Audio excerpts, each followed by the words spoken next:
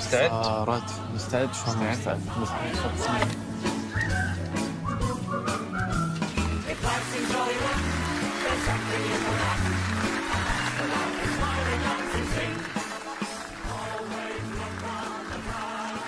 اهلا وسهلا. مساء الخير. مساء النور. حبيبي معكم عبد اللطيف غازي من الكويت، وصاحبي محمد جباري من البحرين. انا اعزف كلارنت وهو يعزف جيتار، واحنا ان شاء الله اليوم راح نعزف مقطوع حق شيرين في الستايل التركي ونمزج الفنون مع بعض. واتمنى تقييمكم للموهبه ما يتاثر لان انا كفيف. ولا يهمك حبيبي. اهلا وسهلا. وانا جاهز اسمع اي نقد بناء يعني.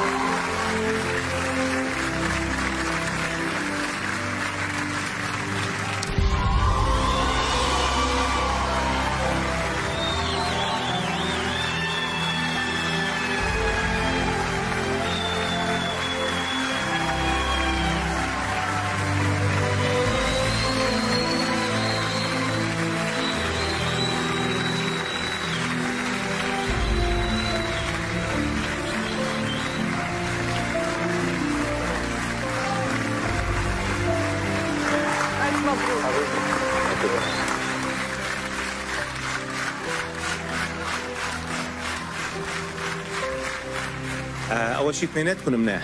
مش انت فعلا هو اضاف لي كثير يعني.